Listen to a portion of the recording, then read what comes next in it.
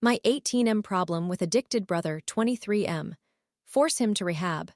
First of all, I apologize if the post is difficult to read. I am an Eastern European who is still learning English.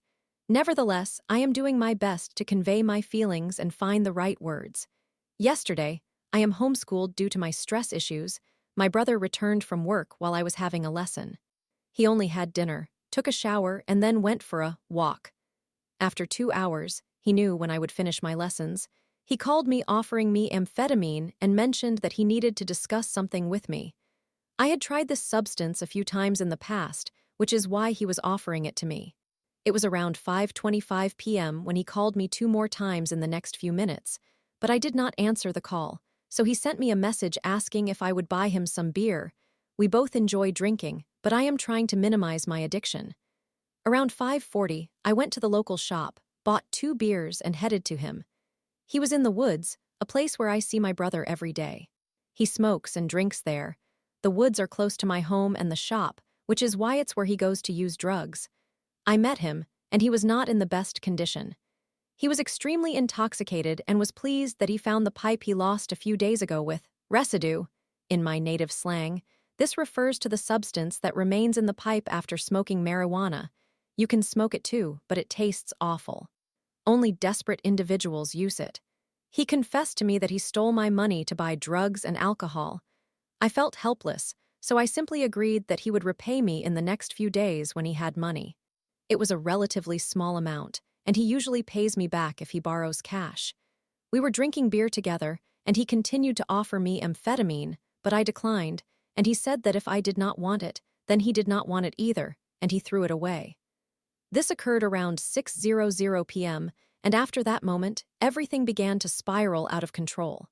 A few minutes after he discarded the amphetamine, he revealed the real reason he wanted me to come there.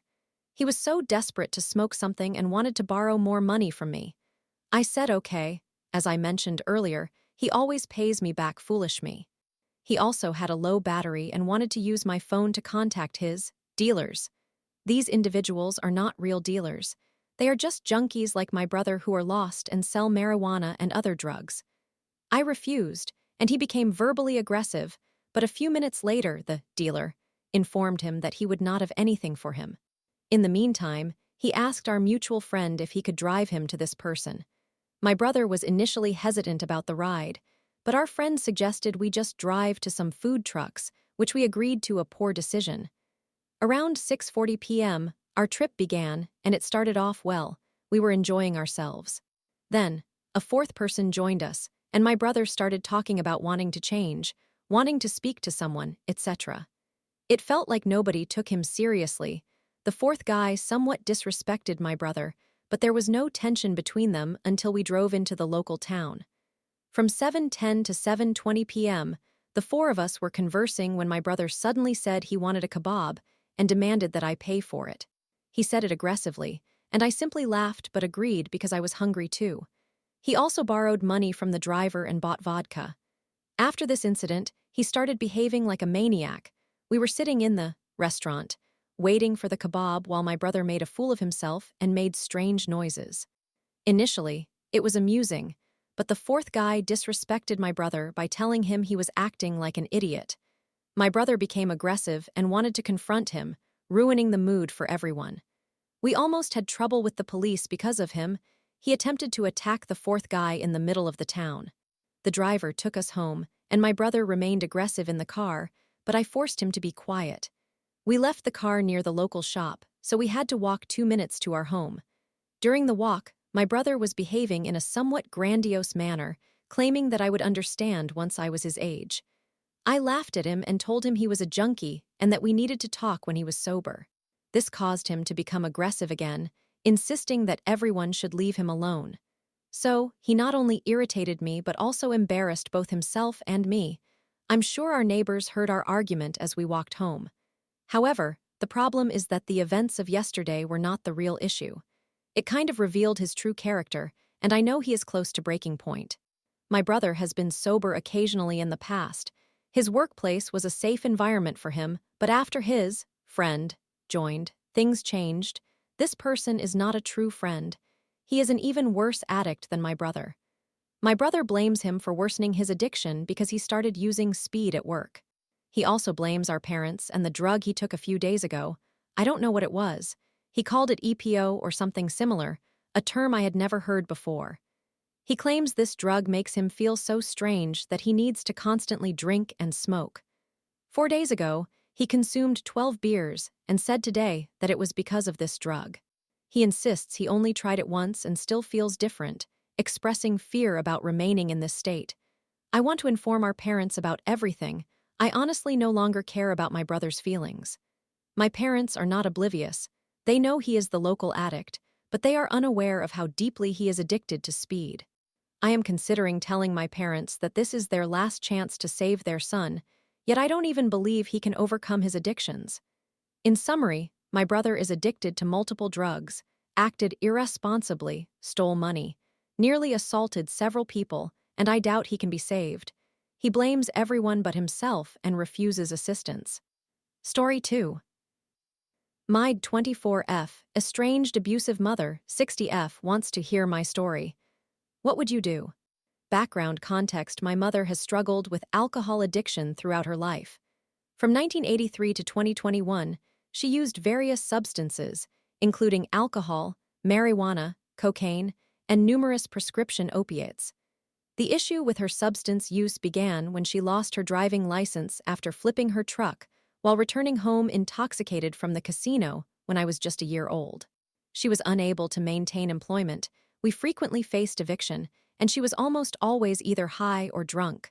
The verbal and emotional abuse she inflicted on my older sister and me is indescribable. For instance, she would say things like, "I love you, go kill yourself." I remember being around 14 years old when my mother begged me to give her my birthday money that I received from my grandmother. When I refused, she called me a whore and claimed I should have been aborted. 20 minutes later, she returned to saying, "I am a terrible mother and can never make it up to you. I'm sorry, I'll change." And of course, she never did. She abruptly left the state twice, abandoning my sister and me with our father or grandmother. The first time she left, we went to live with our abusive father, whom we had not lived with since we were infants, and he attempted to strangle me and then punched my sister with such force that there was blood everywhere. I was 12, and she was 13. This terrifying experience placed us into foster care, leading to a completely different set of traumatic experiences. In addition to the verbal and physical abuse, her worldview has always been severely negative. She has consistently exhibited extreme hatefulness, being very racist and anti-LGBT, and this attitude has only intensified with age. Throughout our childhood, we lived in Section 8 housing, relied on food stamps, and always had Medicaid. She has never held a regular job and has been incarcerated multiple times for stealing money and goods from various establishments. Strangely, despite living in such conditions, she continually expresses disdain for government assistance and lazy liberals, while professing admiration for Donald Trump, claiming he would abolish college because it is for woke leeches. The final straw for me was when my grandmother passed away in 2021, my mother's mother. My grandmother used to drive my sister and me to and from school, medical appointments, grocery shopping, and more. We lived with her multiple times, and she was the most stable adult figure in my life. I adored her, and I still cry intensely when I think about her. My mother stepped in to take care of my grandmother during her hospice care. I was in my 3rd trimester of pregnancy and living 2 hours away, making caregiving particularly challenging for me. The last time I saw my grandmother, she said some very hurtful things that I had never heard from her before. My mother had convinced my dying grandmother that I did not love her, which led to my grandmother feeling abandoned. This broke my heart. I later discovered that my mother had persuaded my dying grandmother to hand over the last of her Social Security income check. She also stole pain medication meant for her hospice care. After my grandmother passed, I confronted my mother and declared that I had no reason to maintain communication with her. My grandmother had been the glue that held our family together. I severed ties with her, and it has been just under 4 years. During this period, I have welcomed 2 wonderful children, a 3-year-old son and a 5-month-old son, obtained certifications in the mental health field, purchased a home with my fiancé, and started working towards my social work license. I am adamant about not subjecting my two bright and lovely children to my mother's mistreatment. She was unfit to raise children, and there is no guarantee that she would be safe around my children now. She has never met them, and she never will. This is a text I received from her the other morning, from a new phone number, since I had blocked her previous ones. Do you still hate me? I miss you. I don't know what I did to deserve your resentment. I hope you will forgive me and explain what I have done. My health has been declining recently. I would like to meet my grandsons before it is too late. I love you and I apologize for failing you. Witnessing your grandmother's death profoundly impacted my life. I went through a severe depression. If hurting me was your intention, you have succeeded. It broke me. I know nothing about my grandsons or your partner. I pray that you are happy. When you are ready, I am prepared to listen. This message is very much in line with the manipulation tactics she has applied throughout my life. I am aware that she has no genuine intention of reconciliation. She is reaching out to elicit a response, so she can manipulate me further, and when I say anything she disapproves of, she will revert to speaking negatively about me to her friends. This was my reply. If you are genuinely ready to listen, you can meet fiancé and me at a public location in our city. If your intentions are not sincere, then I ask that this be the last time you reach out to me. For some reason, she agreed. However, she is now complaining to my sister and insisting that I should make the over 1-hour drive to her instead. To be frank, nothing would bring me greater satisfaction than sharing my story with her. This is not about benefiting her. It is entirely about me expressing what I need to say and moving forward. She has never treated me with respect, and I am certain that she would not value me if she were aware of my career or principles. There is no doubt that her offensive beliefs would eventually emerge. I am angry and want to put this behind me. If you found yourself in my situation, what actions would you take and what would you communicate? Would you accommodate her and undertake the 2+ hour round trip? Lately, I've felt an overwhelming desire to confront people, especially her. What would you choose to do?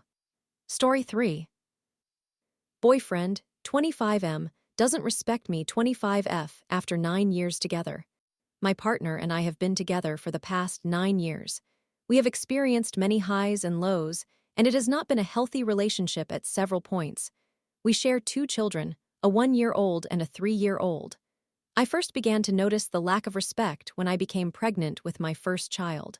To provide some context, my partner is a significant workaholic. When I was pregnant with my first child, he never accompanied me to my appointments, which I thought was normal, given the high-risk nature of the pregnancy. However, after she was born via cesarean section, I began to notice the most significant changes. He resented having to do things for me when I was unable to do them. He never helped at night during his paternity leave and continued his usual routine, unaffected by this major life transition. On the 3rd day postpartum, after a major traumatic surgery, I requested to bond with my baby peacefully at home. He agreed but secretly invited over 15 of his family members, 15 to meet my newborn, with whom I had yet to bond, all while I was bleeding heavily and trying to figure out breastfeeding.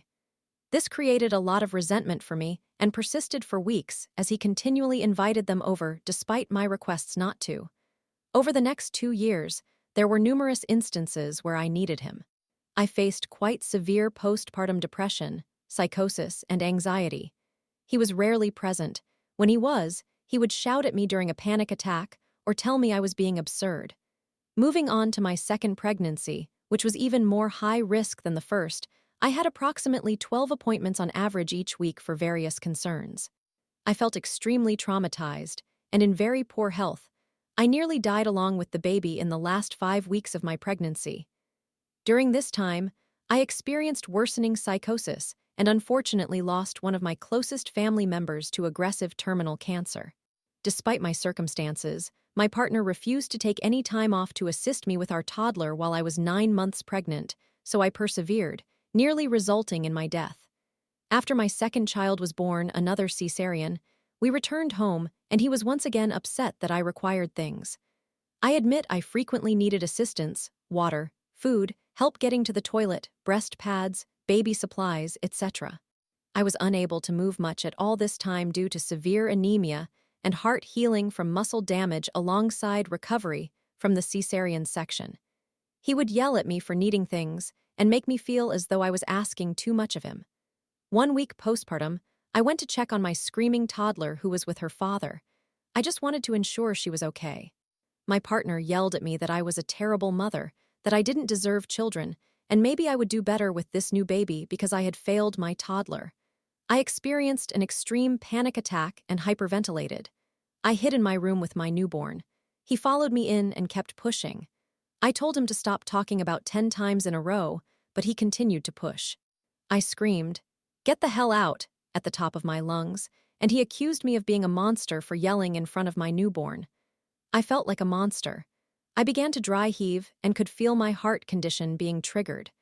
There have been instances where he has attempted to engage with me sexually while I sleep, despite being aware of my trauma surrounding such behavior. His actions trigger psychosis, yet he always says, "I'd never hurt you." I am not innocent. I respond in a nasty and spiteful manner. I try to hurt his feelings as much as he hurts mine. I certainly give him a piece of my mind. However, I am an adult and attempt to communicate as such. My efforts are met with comments like, "Shut the hell up," or "Stop talking, you useless person," or he simply walks away. I've tried to communicate via iMessage to alleviate the situation, but he just ignores my messages. If I persist, then I am deemed disrespectful. A few months ago, he lost his father. This has been catastrophic, to put it mildly. He has become more verbally abusive and aggressive than ever. Our toddler is frightened of him most of the time, and my baby cannot tolerate being around him, nor can I. He is outright unpleasant around the clock. I have been a mother to both of his children day and night without assistance, as a single mother would, as he is rarely home anymore. If he is home, he is abusive and then plays the victim when I ask him not to behave that way around our children, even though I know he is suffering deeply. Solely caring for our children has caused my heart condition to flare up and has resulted in persistent infections for the last month. I feel terrible, both mentally and physically. I cannot share this with him because he doesn't care, but I cannot leave him because his father has died, so I feel trapped. There has always been an imbalance in our power dynamic. He controls all the finances, and even our child tax benefit goes directly to him, despite my being the full-time caregiver around the clock. I ask for simple things. He went to the store to purchase food for dinner and asked me what I absolutely did not want. I told him what I did not want. He bought that, and then became irritated when I did not eat it. I express in vivid detail the love I wish to receive and the care I hope for, yet it falls on deaf ears.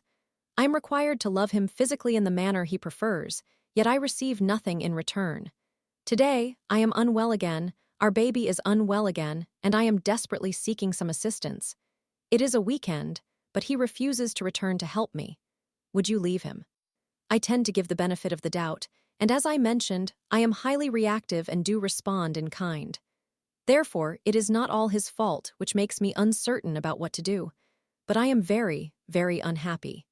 Story 4. Aita for getting mad and impatient when my friend asks for my help. I have a friend whom many people know to be quite slow and not very bright. When I converse with her, I often become frustrated due to her slow pace, and the questions she asks can be rather nonsensical. Many others also refer to her as slow and not smart, and I know this bothers her. We attend English class together, and she required assistance with one of the assignments. There is a video providing instructions on how to proceed, and everyone else watches it and completes the task, but she sought my help, which I didn't mind at all. However, her questions were not making sense, and I was becoming extremely frustrated. After I demonstrated what to do, she continually asked, "Okay, now what should I do?" I advised her to watch the video, as the instructor clearly explains the steps, yet she insisted that she just does not understand it. Everyone else manages to complete it simply by watching the video. My response to most of her inquiries was, "You need to watch the video because it literally outlines the step-by-step instructions." She would reply, "I know I've watched the video 8 times, but I don't get it. Can you just show me what to do?" I had not even finished my own assignment when she started asking for help. I realized she is slow, so I didn't want to ignore her. I genuinely wanted to assist her, and since some people call me not smart at times, I understand how it feels to be labeled that way constantly and not grasp certain things that others do. but she seemed to be displaying a lack of willingness to learn. It should have been common sense.